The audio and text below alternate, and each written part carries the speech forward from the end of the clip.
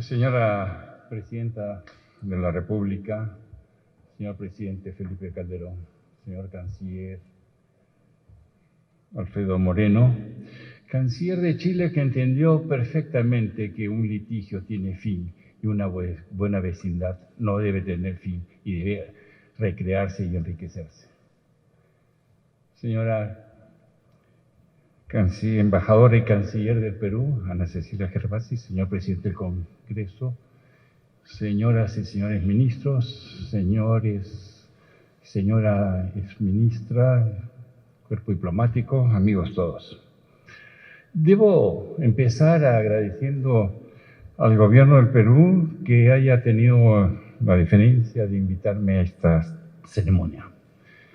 Pero debo felicitar además por esta iniciativa, porque de alguna manera nos permite hacer una pausa, pensar qué hicimos, pensar dónde estamos y pensar qué queremos.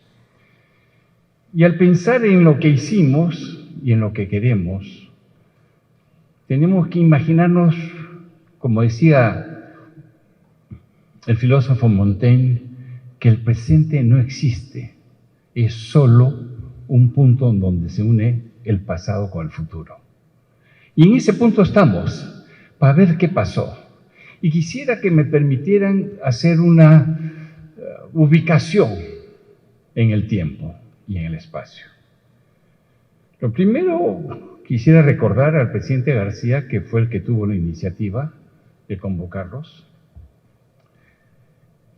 Primero al presidente Piñera, luego al presidente Santos de Colombia, o al revés, y finalmente en una célebre cumbre de APEC con el presidente Felipe Calderón.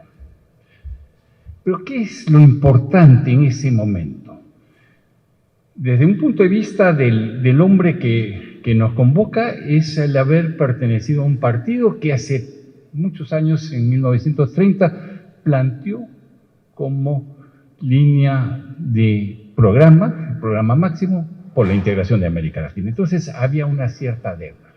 Y esa deuda se da en un momento en que había una crisis producida por el retiro de Venezuela de la Comunidad Andina y por el fracaso de aquel proyecto lanzado desde el Cusco por crear la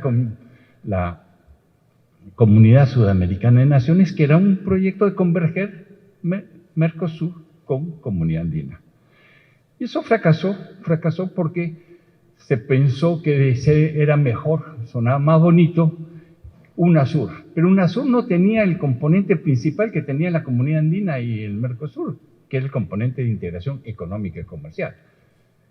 UNASUR fue una iniciativa de cooperación política y eventualmente, cosa que no se hizo, de integración física. Pero hay otro elemento más en el espacio que hay que mencionar, que es la emergencia del Asia-Pacífico como centro neurálgico de negocios, de comercio, de inversiones. El mundo siempre ha tenido centros neurálgicos que se han desplazado.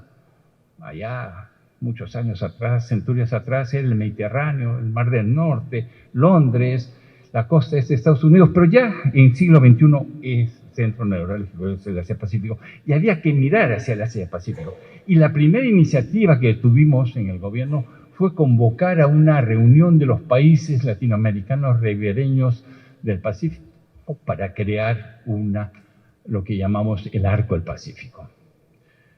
Hacia el 2010, en una reunión en el Valle Sagrado de los Incas, que es tan pródigo y tan fértil, no alcanzamos a recolectar nada. Llegué con las manos vacías donde el presidente García y ahí dijo, hagamos algo diferente, con nuevos criterios. Y habían 3 nuevos criterios importantes. Más importante que la vecindad, la afinidad. Más importante que la teoría, el pragmatismo. Más importante que abarcar mucho, abarcar poco, pero convencidos de lo que estamos haciendo. Entonces, el principio de la afinidad de políticas económicas sobre el simple principio de la vecindad. El principio del pragmatismo, después de haber pasado años repitiendo recetas sobre integración venidas de afuera y que no las habíamos podido implementar bien. No funcionaron. Entonces teníamos que tener una aproximación pragmática. Y el principio de que una extensiva membresía no era sino abonar por umbrales más bajos de ambición, por tener comunes denominadores menores. Por eso la Alianza del Pacífico nace así, ambiciosa, con pocos miembros, pero muy convencidos de lo que tenían que hacer.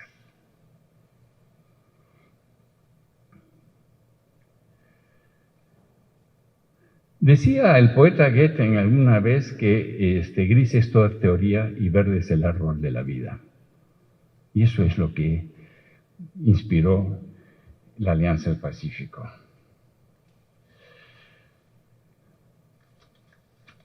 Y bien, así empezamos. Y fuimos avanzando, y lo ha descrito muy bien el canciller Moreno, con logros muy sensibles. Lamentablemente ocurrió en América Latina algo que no habíamos visto en muchísimos años. Tendríamos que remontarnos a la mitad del siglo XX para eso, y eso, en fin, muy específico. Se generó una suerte de guerra fría de baja intensidad. Y en esa guerra fría de baja intensidad empezamos a tener problemas que hoy día saltan a la vista. Empezamos a descalificarnos o empezamos a ignorar lo que habíamos logrado. Y la prueba evidente es que, siendo un modelo de integración abierto, con un modelo de integración pragmático, etc., hoy tenemos un pequeño problema derivado de rencillas ideológicas. Eso no existía antes. Y no existía antes, y lo puedo recordar acá perfectamente, la década de los 70 o los 80, cuando existía lo que llamamos en su momento el pluralismo ideológico, donde podíamos convivir gobiernos de izquierda y de derecha, gobiernos militares y democráticos, porque teníamos identificado claramente que había intereses comunes por los cuales luchar. Y quizás lo más notable de toda esa experiencia fue cómo el pensamiento de América Latina sobre el derecho al mar terminó convirtiéndose en la Convención de Naciones Unidas sobre el Derecho al Mar. Para mencionar solo quizás el ejemplo más notable de esa capacidad de entendernos en medio de la diversidad de pensamiento y de posturas políticas. Debemos entonces imaginar que es posible volver. Y es posible volver porque nuestra integración tiene que ser pragmática y porque hemos hecho las cosas bien. Hay un discurso político que hay que mantener acotado. La política es indispensable para lanzar un proceso de integración. La política es indispensable para que ese proceso de investigación pueda avanzar. Pero imaginar una integración política, como se dice con tanta alegría y ligereza, sin que haya un sustento en las relaciones económicas, comerciales, sociales, de integración en otros campos como las comunicaciones, etc., eso es una utopía. Eso no existe. La integración, como dije, es un gran teórico de ellas, de la integración europea, Jean Monnet, es un paso tras otro paso, tras otro paso, ir acumulando y adquiriendo un patrimonio común. Tenemos que volver a eso. Y yo creo que es posible volverlo porque si nosotros nos fijamos bien en lo que ha sido el pensamiento de los últimos años, hemos sido capaces de articular muchas cosas. Y es el momento de hacerlo de nuevo, justo porque estamos a inicios de algo que no sabemos qué va a ser.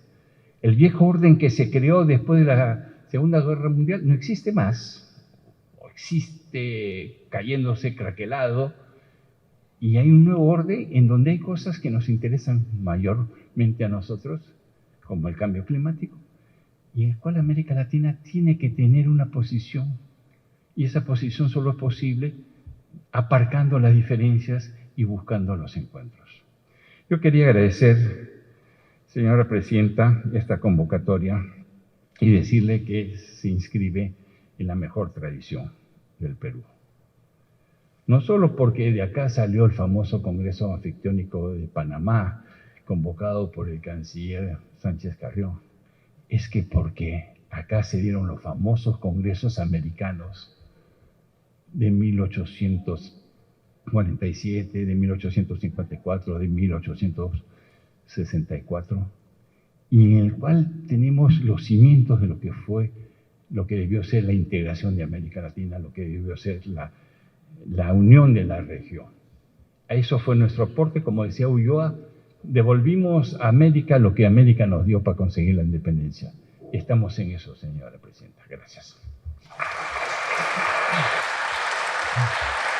Muchas gracias, señor embajador José Antonio García de la UNE.